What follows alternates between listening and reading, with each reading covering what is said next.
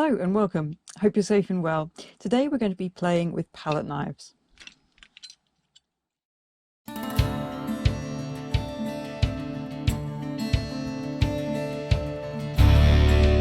This tutorial is brought to you by the Nico Take Your Place project here in Suffolk. My name is Lois Cordelia. I'm an Ipswich-based freelance community artist, speed painter and tutor. I work in many different mediums, often using upcycled materials and tools in the process. I've designed and painted many pieces for public art trails around the UK, including our local Ipswich Elmer Elephant Trail last summer 2019. I used my GoPro action camera to give you an artist's eye view of the creative process, materials and tools. My best advice for creativity is be open-minded, let your artwork evolve, and welcome so-called mistakes as gifts in disguise. I hope these insights will inspire you in your own creative journey to experiment with both traditional and less conventional techniques. I look forward to seeing how you get on. Right, now let's see if I can inspire you to have fun with palette knives. I'm guessing not many of you will have access to palette knives at home, and during lockdown it's hard to get hold of art materials and tools. If you have a palette knife, that's fantastic. If not, I'll be giving you lots of ideas of how to use potentially household items as makeshift palette knives. We'll come onto that in more detail later on. So let's start by looking at some examples of real purpose-made palette knives and think about what characterises them and why we might use them. Firstly, importantly, these are not cutting knives. The blades are not sharp. Having said that, obviously be a bit careful, they do have nasty corners on them. So here's just a few of my rather extensive collection of palette knives. And you can begin to see the range of different shapes and sizes here. So we've got very small ones, we've got larger ones, we've got very large, you've got rounded versus straight-edged, angular types, and you've got broad versus narrow. You've also got quite a range of what I might term novelty knives, which are great fun. We'll come on to those a bit later on. You won't find those in standard art shops. So another feature to note is the type of handle. Some handles are offset with their blade, while others are continuous and straight. Technically, the offset handle means it's a painting knife because it stops you dragging your fingers through the paint of the canvas, while a non-offset handle means it's a mixing knife. In practice, we can use all of these for painting. Indeed, there are advantages to the non-offset variety, as the straight handle means you can actually use both sides of the blade more easily. You can buy plastic palette knives very cheaply. I don't actually have any of those myself. If you're looking for durability, go for ones made of wood and metal. These are a nice weight to work with and have an ergonomic handle for comfortable holding. Occasionally, you'll find metal-only knives like this one. Look really stylish, not maybe as nice to handle, but it's a matter of taste. One more point, notice the flexibility of these blades.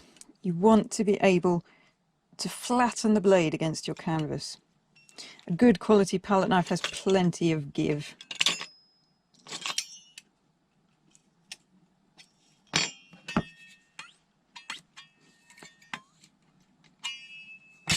Okay, here are some golden rules for you.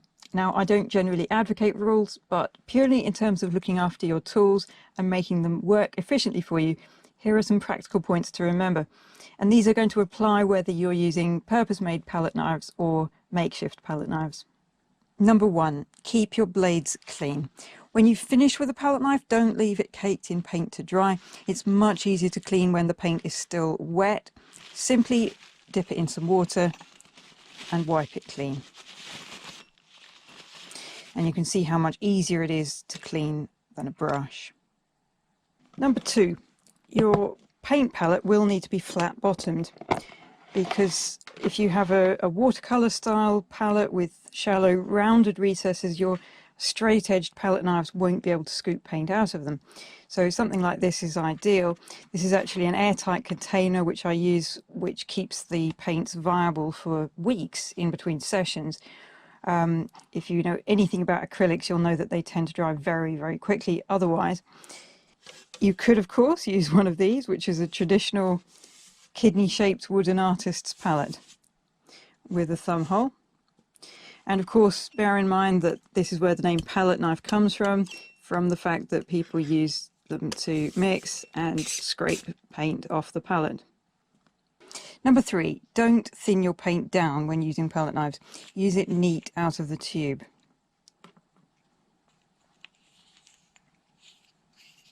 Palette knives are usually used with oils or acrylics, sometimes with the addition of so-called heavy body mediums to thicken them. Even standard acrylic paints will be quite substantial enough to use with palette knives. The very cheapest brands will probably be quite runny, but it's a matter of experimenting. Number 4, wear an apron and tie back long hair. Acrylics do not easily come out of clothes or hair. Now let's think about some makeshift DIY palette knife substitutes. Think about what you might have at home that could be used for interesting mark making. Here are a few I've found. You might well discover others, if so I'd love to hear. Importantly, please get permission if you intend to use anything that doesn't belong to you. A lot of artists recommend cutting up old credit cards to use as custom palette knives. I would particularly suggest using store cards rather than credit cards, because they don't have those raised bumpy numbers on the surface. I'm going to show you a range of techniques using both traditional palette knives and palette knife substitutes. I'm using acrylics for this demo. If you have oils, most of this will still apply, though the results will take a lot longer to dry, especially if you're using the paint quite thickly. A word about substrates, and by substrate I mean anything that you might paint onto, as for example a canvas or canvas board, a sheet of strong cardboard, or in this case mount board, or a piece of paper. If you're using paper, try to find quite thick paper to avoid it warping with the addition of wet paints. In the spirit of this lockdown tutorial, I'm going to suggest being creative and inventive with your choice of substrates. What can you find around the home to paint onto? How about the back of old cereal packets? Old packaging, old stationery, even those glue rolls that we've all got cluttering at the place. It's especially nice to upcycle things that would otherwise be thrown away.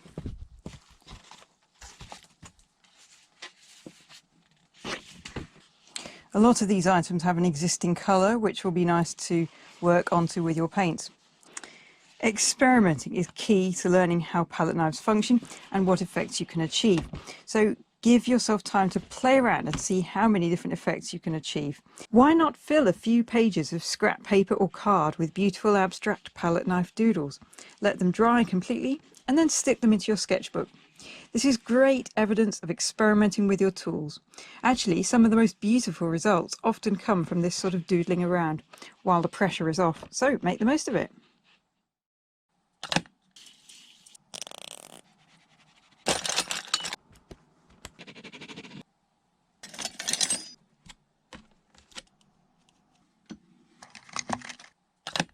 For our first technique, we need to pick up the tiniest sliver of paint.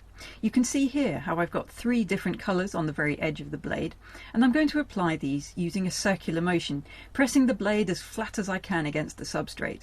This combination of smoothing and mashing is known as smooshing, and effortlessly creates beautiful organic textures that you couldn't easily create with a brush. Smooshing is great for anything hazy and atmospheric. If it's blotchy, you're probably using too much paint. Imagine you're cleaning your blade on the paper. Our next technique involves simply placing paint using the edge of the blade. Notice again how I've got several colours on the knife. Whether you're using the edge of the blade or its full area, if you marble colours together rather than mixing them to a flat colour, the results can be surprisingly beautiful. Now let's use one of our palette knife substitutes, a store card. First, let's try the smooshing technique. So, as before, we use very little paint. Obviously, without a handle, your fingers can get a little bit messy, so please be careful not to get paint everywhere. But you can see how the technique works just as well. The same goes for placing paint. If you've got an irregularly shaped blade, think about which length of edge you want to use for any particular mark. Even a plastic spoon can be a great mark-making tool. Being convex, it has its own characteristic style of placing paint and creates amazing three-dimensional textures caused by the suction of pulling the spoon away. These textures can be accentuated if you pull sharply upwards with a swift motion. It sort of works for smooshing, though of course you can't flatten the spoon against the paper, so the results won't be as pronounced. Like I said earlier, the key to success is experimenting. Let's see how some of these techniques work on an existing textured surface. Like this corrugated cardboard, for example. If we try smooshing, we immediately see that the results are very different to working on paper. Rippling is another fun and effortless technique to use with palette knives. More of that later on. Think about knife painting as if you're spreading butter on toast, but don't stick to 2 dimensions. Try building up some low relief. The suction technique I mentioned earlier creates some of the most extraordinary textures. A plastic fork can be used to print or place paint in regular patterns. You can always combine more than one technique, working back over the surface of the wet paint by layering more colours on top, adding texture, or scratching into it.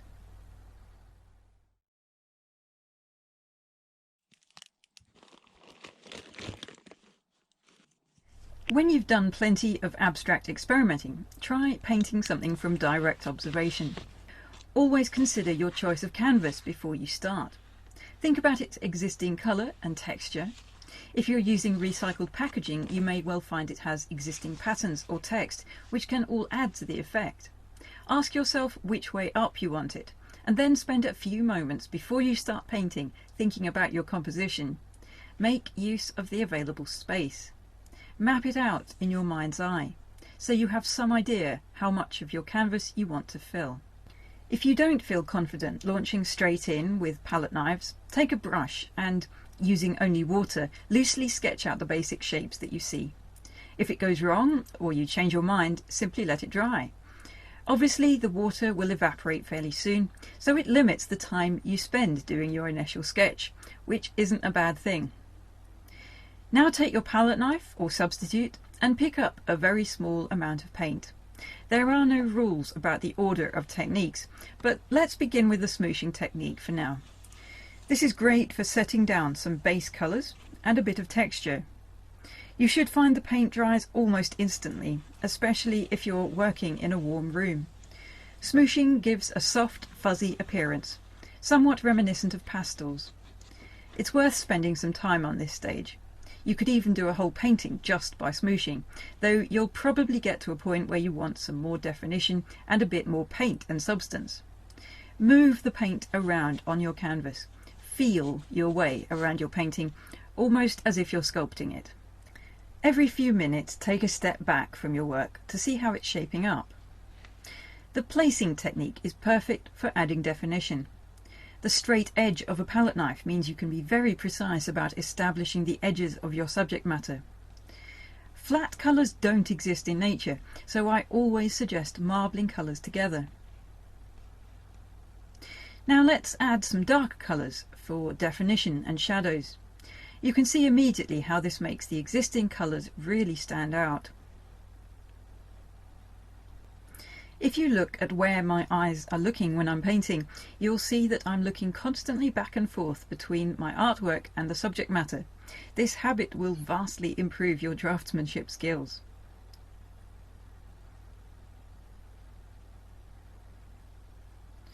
When placing paint, always exploit the shape of your blade. A very short edge, as on this small glue spreader, can be used to achieve fine detail.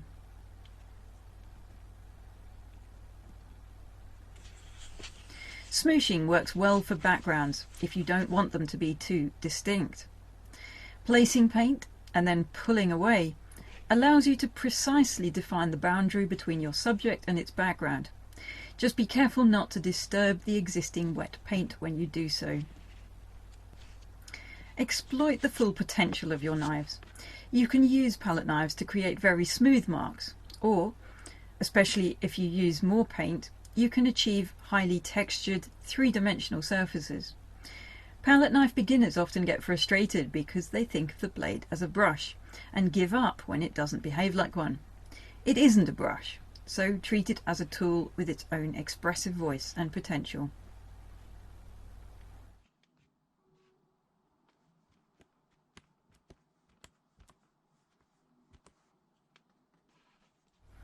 Look for repeating patterns and think how best to convey these with the tools you have at hand. You'll never look at a plastic fork in quite the same way.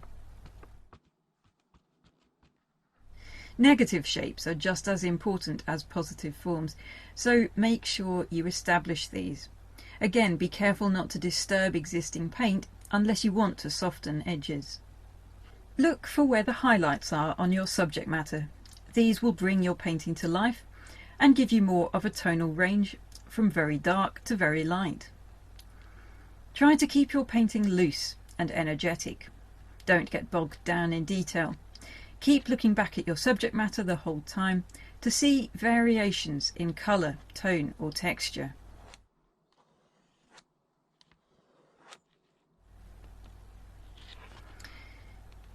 It's often very effective to place paint and then scratch some of it away. This is sometimes called sgraffito and has endless applications. Towards the end, you may need to re-establish any details that may have been slightly lost along the way.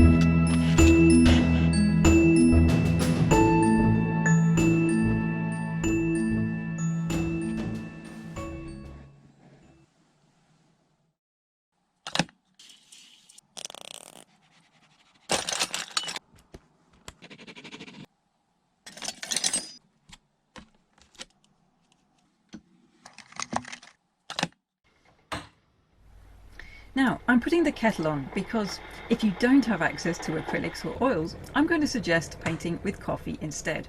This won't be an exact equivalent, as it's obviously a lot more runny than acrylics. But if you make it as thick as possible, kind of coffee soup if you like, then you can still use many of the techniques we've touched on so far. Use freeze-dried coffee granules, add the tiniest bit of hot water, and then mix them as thoroughly as you can to ensure that all the granules dissolve. If you've made it too runny, add some more coffee granules and keep stirring. Coffee doesn't give you much of a colour range, so you'll need to focus on varying texture and tonal values instead, but the results have a very pleasing neutral sepia effect. Coffee paintings are often reminiscent of old faded black and white photographs. I headed outside on a beautiful sunny afternoon to find interesting subject matter, and then went to fetch my coffee and my tea. I decided to do a coffee painting of the view of my home while sitting on the driveway. Artists have a standing joke about paint water versus non-paint water and how easy it is to wash your brushes in your drink by mistake. But in this case it doesn't really matter that much, as we're painting with coffee in any case. A lap tray is handy if you have one for having a sketchbook on your knees. In this case I'm using actual watercolour paper, which is substantial enough not to warp with the addition of fluid. So back to our palette knife substitutes to see how well they work with coffee soup. Look at the overall shapes of your subject matter. I often start with a dot when painting anything architectural or angular. Kandinsky said, everything starts from a dot. From that point of reference you can work outwards in many directions. Just to be clear, the reference point is not the same as a vanishing point, though the two may coincide. Really look at angles and how steep they are relative to one another. Even two apparently parallel lines may well converge or diverge very slightly if you observe more closely. If you notice this kind of detail, your drawings will look a lot more convincing. A kitchen spatula is another effective palette knife substitute and has a convenient handle to stop your fingers getting quite as messy. This is roughly equivalent to the placing technique that we looked at earlier, but bear in mind how much runnier the coffee is. The spatula works well for smooshing too. You can see here how it's picking up the rough texture of the watercolour paper. Painting thin lines is effortless with a palette knife. Just think how much harder it is with a brush or even a pencil. Use a fork to create regular spacing or repeated patterns. This is really useful when painting architecture. Try not to make your work too perfect. Welcome the hit and miss characteristic of lines. This will give your work freshness and authenticity. Here's another random palette knife substitute I found, the curled up wire of an old ring-bound sketchbook. See what an interesting texture this makes. As I said earlier, whatever tools you use, keep them clean when you're not using them. This helps maintain their smooth surfaces and straight edges, which are really important when painting. Keep looking back at your subject matter as often as you can. Not really a palette knife substitute, but a sponge is a great addition to your range of tools and one that's very easy to get hold of. A sponge creates wonderful soft printed textures that are reminiscent of smooshing. Experiment with other plastic cutlery too. This plastic knife has a serrated edge, rather like some of my novelty palette knives, and is great for adding subtle but unexpected patterns into your work. The fork makes a great tool for scribbling to suggest the indistinct forms of foliage and vegetation, but equally it can add very precise definition where you want it.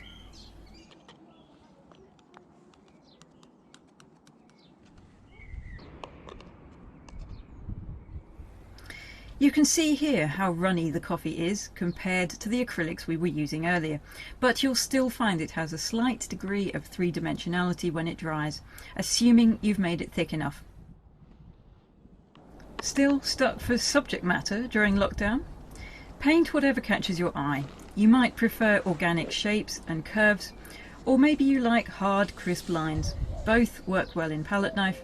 The more you experiment, the more you'll discover.